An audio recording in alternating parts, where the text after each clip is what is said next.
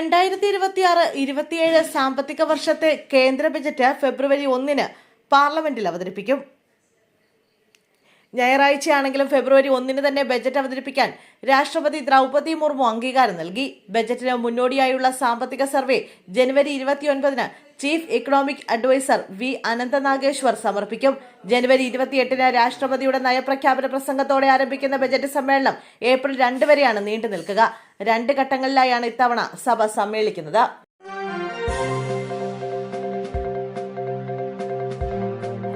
ശബരിമല സ്വർണ്ണക്കൊള്ളക്കേസിൽ ശബരിമല തന്ത്രി കണ്ഠരര് രാജീവരര് അറസ്റ്റിൽ. പ്രത്യേക അന്വേഷണ സംഘം ഇന്ന് രാവിലെ മുതൽ തന്ത്രിയെ കസ്റ്റഡിയിലെടുത്തിരുന്നു. മണിക്കൂറുകൾ നീണ്ട ചോദ്യം ചെയ്യലിനൊടുവിലാണ് ഇപ്പോൾ അറസ്റ്റ് രേഖപ്പെടുത്തിയത്. അറസ്റ്റിന് ശേഷം തന്ത്രി രാജീവ് കണ്ഠരര് മോഹനരെ ക്രൈംബ്രാഞ്ച് ഓഫീസിലെത്തിച്ചു. വളരെ രഹസ്യമായാണ് തന്ത്രിയെ കസ്റ്റഡിയിലെടുത്ത് ചോദ്യം ചെയ്തത്. നേരത്തെ മുതൽ തന്ത്രിയുടെ ഇടപെടൽ സംശയാസ്പദമായിരുന്നുവെങ്കിലും അതീവ രഹസ്യമായ നീക്കമാണ് SIT നടത്തിയത്.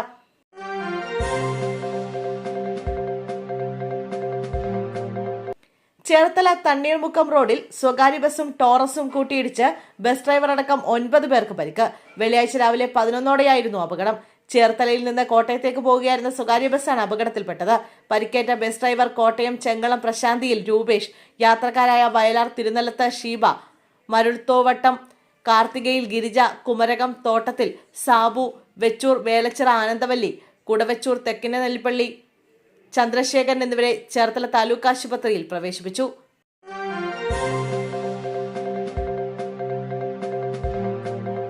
ജനസേവനം നടത്താൻ MLA ആകണമെന്ന നിർബന്ധമില്ലെന്ന് മുകേഷ് MLA.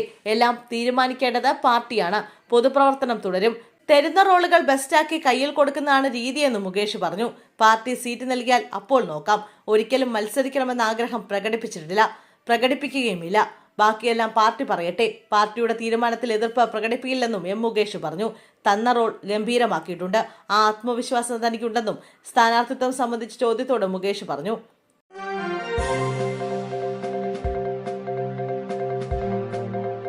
ഇടുക്കി ചിന്നക്കനാലിലെ ഭൂമിയുമായി ബന്ധപ്പെട്ട കേസിൽ മാത്യു കുഴൽനാടന് വിജിലൻസ് നോട്ടീസ്. ജനുവരി 16 തിരുവനന്തപുരം വിജിലൻസ് ഓഫീസിൽ ചോദ്യം ചെയ്യലിന് ഹാജരാകണമെന്നാണ് നോട്ടീസ്. ചിന്നക്കനാലിൽ 50 സെന്റ് അധിക ഭൂമി കൈവശം വെച്ചതിനാണ് കേസ്. വിജിലൻസ് എടുത്ത കേസിൽ 16ാം പ്രതിയാണ് മാത്യു കുഴൽനാടൻ. ഇടുക്കി ചിന്നക്കനാലിൽ സർക്കാർ ഭൂമി കയ്യേറി റിസോർട്ട് നിർമ്മിച്ചെന്ന കേസിൽ മാത്യു കുഴൽനാടൻ MLAക്കെതിരെ എൻഫോഴ്സ്മെന്റ് ഡയറക്ടറേറ്റ് അന്വേഷണം നടത്തുന്നുണ്ട്. ഇതിനിടെയാണ് ഭൂമി കേസിൽ വിജിലൻസും ചോദ്യം ചെയ്യലിന് വിളിപ്പിച്ചിരിക്കുന്നത്.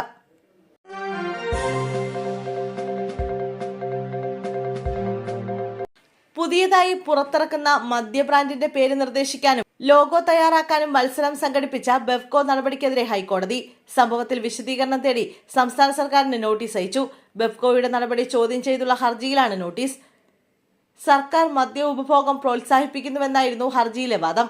പാലക്കാട്ടെ മലബാർ ഡിസ്റ്റിലറീസിൽ നിന്നും പുറത്തിറക്കുന്ന ബ്രാൻഡിക്ക് ഉചിതമായ പേരും ലോഗോയും ക്ഷണിച്ചായിരുന്നു സർക്കാർ പരസ്യം.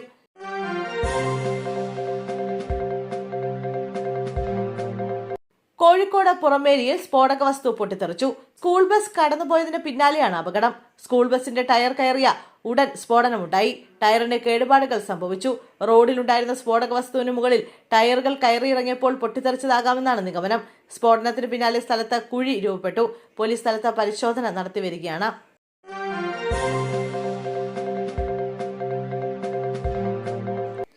കൊട്ടാരക്കരയിൽ കോൺഗ്രസ് സ്ഥാനാർത്ഥിയും നടനും സംവിധായകനും ബിഗ് ബോസ് വിജയുമായ അഖിൽ മാരാർ വരുന്നു എന്ന സൂചന കഴിഞ്ഞ ദിവസം പുറത്തു വന്നിരുന്നു. കൊട്ടാരക്കരയിൽ മാരാർ മത്സരിച്ചാൽ മണ്ഡലം പിടിക്കാനാകുമെന്ന DCCയുടെ വിലയിരുത്തൽ. ഈ വിഷയത്തിൽ ആദ്യമായി പ്രതികരിക്കുകയാണ് അഖിൽ മാരാർ. എന്നോട് മണ്ഡലം അടിസ്ഥാനത്തിൽ അങ്ങനെയൊന്നും പറഞ്ഞിട്ടില്ല. എന്നോട് ആകെ പ്രതിപക്ഷ നേതാവ് VD സതീശൻ പറഞ്ഞത് മെയിൻ സ്ട്രീമിലേക്ക് വരണമെന്നാണ്. രമേശ് ചെന്നിത്തലയുമായും എനിക്ക് നല്ല അടുപ്പമുണ്ട്. നാളെ അദ്ദേഹം തിരുവനന്തപുരത്തേക്ക് വരണമെന്ന് പറഞ്ഞിട്ടുണ്ട്. അതിനപ്പുറത്തേക്ക് അത് നിയമസഭയിലേക്ക് മത്സരിക്കാനാണോ അതല്ല തെരഞ്ഞെടുപ്പുമായി ബന്ധപ്പെട്ട് പ്രവർത്തനത്തിന് ഒപ്പം ഉണ്ടാകണമെന്ന് പറയാനാണോ മറ്റെന്തെങ്കിലും പ്ലാൻ അവർക്കുണ്ടോ എന്നൊന്നും വ്യക്തമായി എനിക്കറിയില്ലെന്നും അഖിൽ പറഞ്ഞു.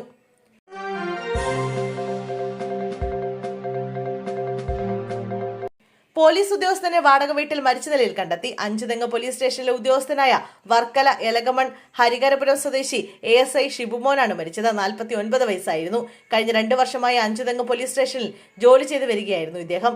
വാടക വീട്ടിലെ കിടപ്പുമുറിയിൽ തൂങ്ങി മരിച്ച നിലയിലാണ് ഇദ്ദേഹത്തെ കണ്ടെത്തിയത്. ഇന്ന് പുലർച്ചെയായിരുന്നു സംഭവം. കുടുംബത്തിനോടൊപ്പമാണ് ഷിബുമോൻ വാടക വീട്ടിൽ കഴിഞ്ഞിരുന്നത്.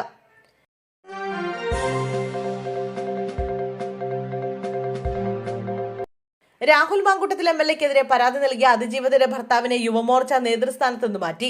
തദ്ദേശ തെരഞ്ഞെടുപ്പുമായി ബന്ധപ്പെട്ട പഞ്ചായത്ത് ഘടകം നൽകിയ പരാതിയിലാണ് നടപടിയെന്നാണ് വിശദീകരണം.